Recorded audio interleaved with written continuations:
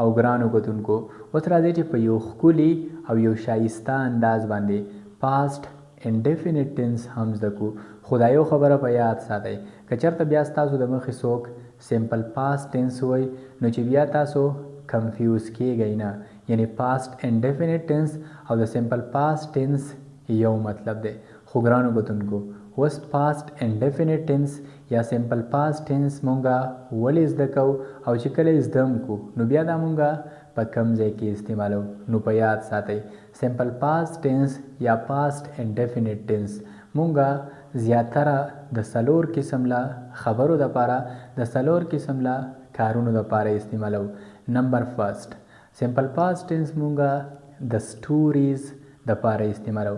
سټوریز ویل کېږي کهانیانو ته، یعنی کله چې مونږ د پاست کهانیانې بیانو، کله چې مونږ د پاست کیسې کوو نو د هغې دپاره بیا مونږ سمپل پاست ټینس استعمالو. او په دویم نمبر باندې سمپل پاست ټینس یا پاست انډیفینټ ټینس استعمالیږي د ایکسیډنټس دپاره، او ایکسیډنټس ویل کېږي حادثاتو ته. فار ایگزامپل یو دوه گاڑی په خپلو کې تر یو بل څه ولګېږي، یو حادثه راشي، دغسې څوک د بوټي نه راپرېوځي، یعنی پاست انډیفینټ ټینس مونږه د حادثاتو لپاره استعمالو. او په دریم نمبر باندې پاست انډیفینټ ټینس یا سمپل پاست ټینس مونږ استعمالو د انسیډنټس لپاره. انسیډنټس ویل کېږي واقعاتو ته، یعنی په پاست کې چې کومه واقعات تیر شوي دي، په تیر شوي زمانه یا په تیر شوي وخت کې چې کومه واقعات تیر شوي دي د هغې لپاره مونږ هم پاست انډیفینټ ټینس استعمالو. او په څلورم نمبر باندې پاست انډیفینټ ټینس استعمالیږي هغه کار چې هغه په یو سپیسیفیک ټایم کې په یو معلوم وخت کې مکمل شوی وي په پاست کې، نو د هغې دپاره بیا مونږ هم پاست انډیفینټ ټینس استعمالو. خو ګرانو کتونکو اوس د پاست انډیفینټ ټینس خپل ډیفینیشن څنګه دی، یعنی د پاست انډیفینټ ټینس خپل تعارف څنګه دی. د پاست انډیفینټ ټینس خپل ډیفینیشن داسې دی ان ایکشن ریسنټلی فینیشډ. مطلب یې دا دی چې یو کار چې هغه په دې ساعت باندې مکمل شي، په دې ساعت باندې فینیش شي، نو د هغې لپاره مونږه پاست انډیفینټ ټینس استعمالو. لکه فار ایگزامپل که زه ووایم چې تا دروغ وویل، یعنی یو څوک یو خبره کوي او زه ورته وایم چې تا دروغ وویل، نو بالکل دا کار خو په دې ساعت باندې مکمل شو که نه، یعنی دا دروغ ویل په دې ساعت باندې وشو. تا دروغ وویل دغسې هغه رښتیا وویل، یعنی هغه رښتیا خبره وکړه. مونږ میچ وګټو، پاکستان میچ وبیلو، زه پوه شومه، ما روټۍ وخوړه، یعنی هغه کارونه چې هغه په دې ساعت باندې مکمل شي. ان ایکشن ریسنټلی فینیش مطلب دا دی چې هغه کارونه چې هغه په دې ساعت باندې کمپلیټ کړلی شي، په دې ساعت باندې مکمل کړلی شي. خو ګرانو کتونکو اوس به داسې قسم له سینټنسز مونږه وایو څنګه، یعنی که چېرته مونږ له په سپیکینګ کې د داسې قسم له سینټنسز ضرورت راشي نو بیا به داسې قسم له سینټنسز مونږه وایو څنګه. یا مونږ له د داسې قسم له سینټنسز د لیکلو ضرورت راشي په یو پیپر کې، په یو ایسے کې، په یو لیټر کې، یا په بل ځای کې مونږ له د لیکلو ضرورت راشي نو بیا به داسې قسم له سینټنسز مونږه لیکو څنګه. نو ګرانو کتونکو اوس راځي چې هم د ویلو او هم د لیکلو طریقه زده کو. فار ایگزامپل زما سره د پښتو یو سینټنس دی د پاست انډیفینټ ټینس، او سینټنس داسې دی مونږه میچ وګټو، یعنی مونږ په ګراوند کې یو او مونږ ته یو ملګری رینګ وکړي چې میچ هم وګټو او که نه، او زه ورته ووایم چې مونږه میچ وګټو، کومه چې د پاست انډیفینټ ټینس جمله ده. ګرانو کتونکو دا سینټنس چې زه انګلیش ته ټرانسلیټ کوم نو دې لپاره یو شارټ غونتې سټرکچر دی، یو شارټ غونتې فارموله ده چې د هغې په مدد سره بالکل مونږه په اسانه سره، ډېر په اسانه سره د پاست انډیفینټ ټینس پازیټیو سینټنسز انګلیش ته ټرانسلیټ کوو.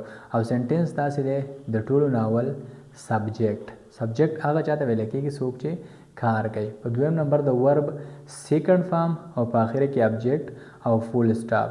دا سینټنس چې زه انګلیش ته ټرانسلیټ کوم مونږ میچ وګټو نو د ټول ناول فارموله ته سبجیکټ ولګو. سبجیکټ هغه چاته ویل کېږي څوک چې کار کوي، نو په دې جمله کې څوک کار کوي، مونږ پکې کار کوو، او د مونږ دپاره استعمالیږي وي.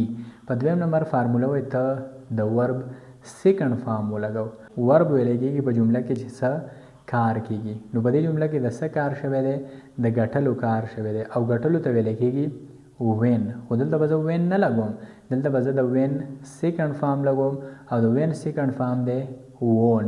وی وون او په آخره کې په څه سیز چې کار شوی وي یعنی ابجیکټ.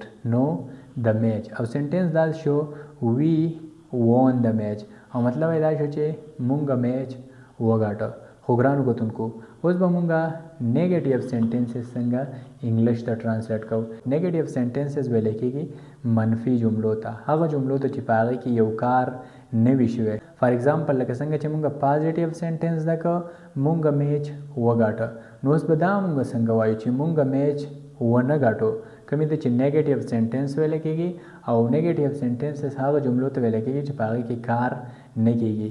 مونږه میچ ونه ګاټو، د مونږه میچ ونه ګټو په ځای باندې که زه ویم چې زه پوه نه شوم. فار ایگزامپل تاسو ته په سکول کې استاد کلاس اخلي او تاسو ورته ویل غواړئ چې زه پوه نه شوم، یعنی زه په دې خبره باندې په دې ټاپک باندې پوه نه شوم. د ټول ناول سبجیکټ بیا ډیډ ناټ په دریم نمبر باندې د ورب فرست فارم او په آخره کې ابجیکټ زه پوه نه شوم. د ټول ناول سبجیکټ آی او په دویم نمبر باندې فارموله وایي ته ډیډ ناټ ولګوم، نو زه به دلته ډیډ ناټ ولګوم آی ډیډ ناټ او په دریم نمبر انډرسټینډ او مطلب دا شو چې زه پوه نه شوم.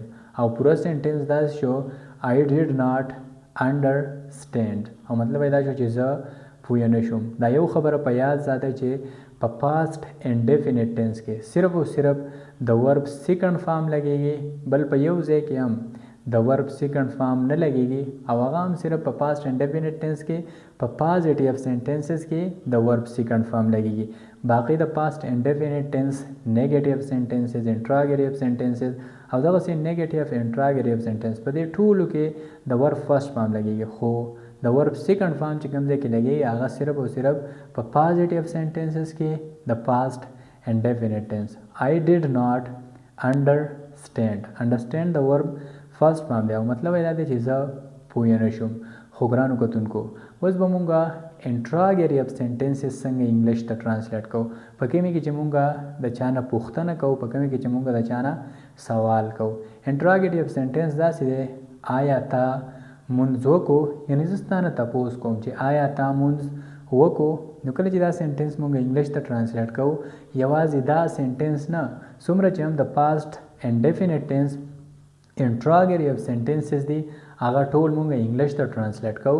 نو دې لپاره یو شارټ غونتی سټرکچر دی. د ټولو ناول ډیټ، په دویم نمبر سبجیکټ، په دریم نمبر د ورب فرست فارم، په آخره کې ابجیکټ او ساین آف انټروګیشن. دا سنټنس چې زه انګلیش ته ترانسلیټ کوم آیا تا مونځ وکړو، نو د ټول ناول فارموله وایي ته ډیټ ولګو، نو زه به بالکل ډیټ ولګوم. په دویم نمبر سبجیکټ یعنی چا مونځ وکړو، تا مونځ وکړو او د ستا لپاره استعمالیږي یو ډیډ یو او په دریم نمبر د ورب فرست فارم آفر او په آخره کې د پریر او سنټنس دا شو ډیډ یو آفر د پریر او مطلب دا شو چې آیا تا مونځ وکړو او په آخره کې ساین آف انټروګیشن ډیډ یو آفر د پریر آیا تا مونځ وکړو.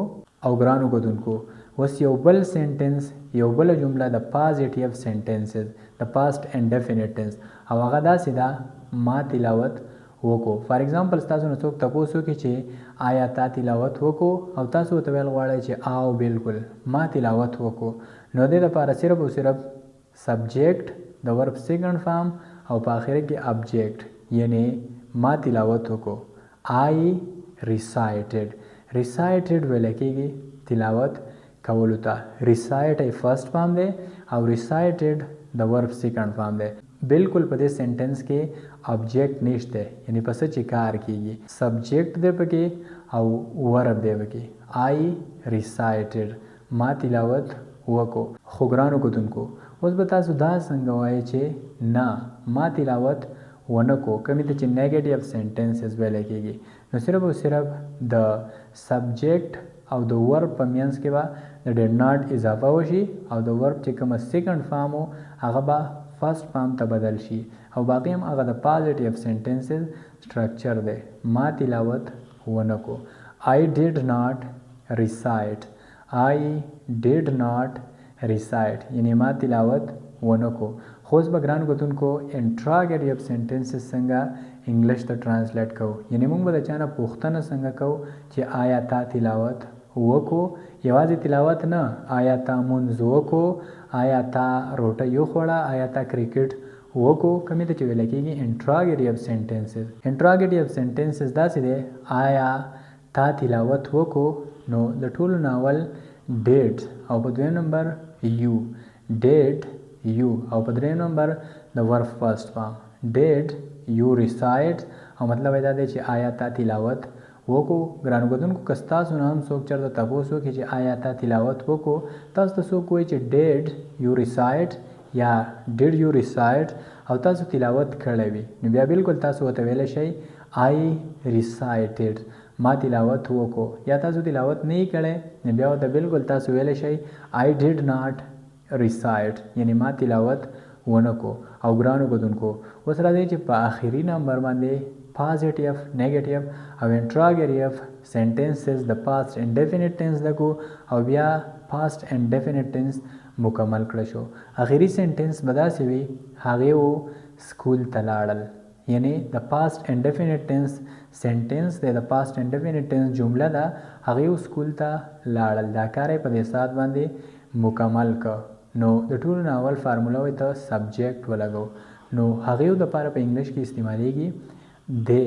په دویم نمبر فارموله وایي د ورب سیکنډ فارم ولګو، نو په دې جمله کې تلل کېږي، او تللو ته ویلی کېږي ګو. خو دلته به زه ګو نه لګوم، دلته به زه د ګو سیکنډ فارم لګوم، او د ګو سیکنډ فارم دی وینټس، دی وینټ، او په آخره کې ټو سکول، او پوره سنټنس دا شو دی went to school، او مطلب دا دی چې هغې و سکول ته لاړل. خو ګرانو کتونکو صرف او صرف یوازې سکول نه، څومره چې هم په دنیا کې د ځایونو نومونه دي، یعنی بالکل تاسو ویلی شئ هغې و اسپتال ته لاړل، دی went to hospital، تاسو بالکل ویلی شئ هغې و ګراوند ته لاړل، هغې و اسلام آباد ته لاړل، هغې و امریکا ته لاړل.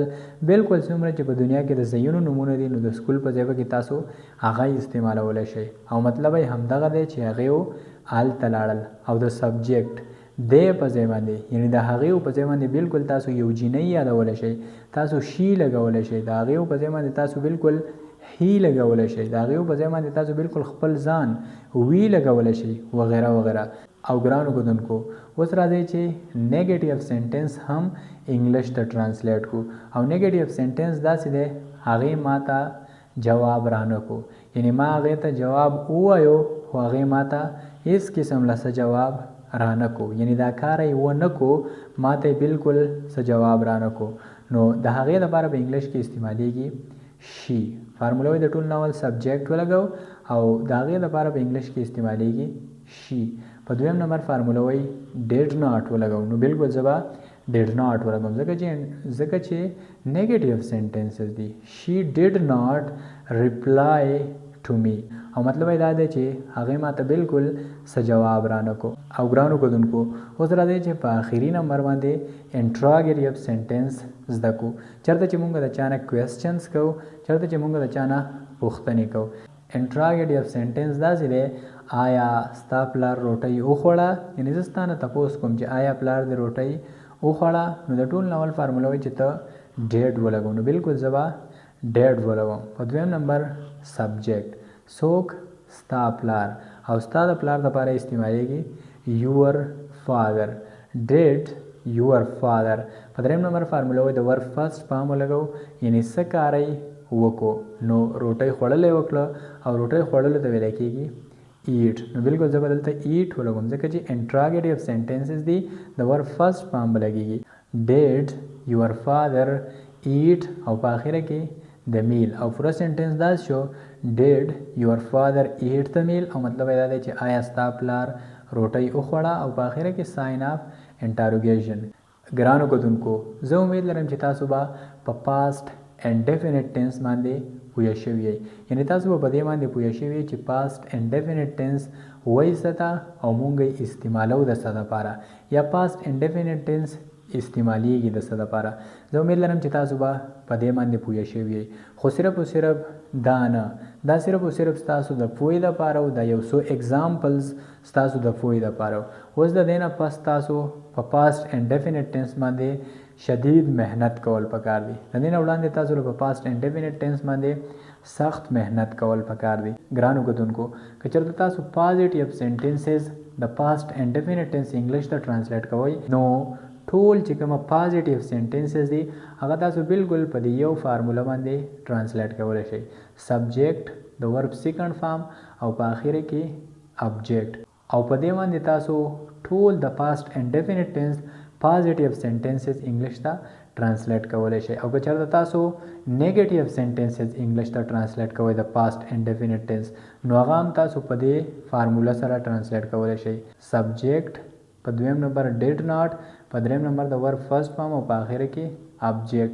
او که چېرته تاسو انټراګیټیو سینټنسز انګلیش ته ټرانسلیټ کوئ، نو د ټول ناول ډیډ، په دویم نمبر سبجیکټ، په دریم نمبر د ورب فرست فارم او په څلورم نمبر باندې ابجیکټ او ساین اف انټروګیشن. په دې طریقې سره تاسو بالکل پاسټ انډیفینټ ټینس هر قسم له سینټنس انګلیش ته ټرانسلیټ کولی شئ. او ګرانو کتونکو، که چېرته تاسو په دې باندې نه پوهیږئ چې آی د څه دپاره استعمالیږي، یو د څه دپاره استعمالیږي، هی د څه دپاره استعمالیږي، شي او دغسې دی، وی وغیره وغیره دا د څه دپاره استعمالیږي، نو بالکل په دې باندې مونږ ډېر په ډیټیل سره یو ویډیو جوړه کړې ده چې د هغې نه بالکل تاسو ډېر په اسانه باندې دا پروناونز زده کولی شئ. او په هغې سره به ستاسو انګلیش هم ډېر زیات امپروف شي. ستاسو په انګلیش کې به ډېره زیاته تبدیلي هم راشي. د ویډیو کتلو ډېره مننه. تھینک یو سو مچ.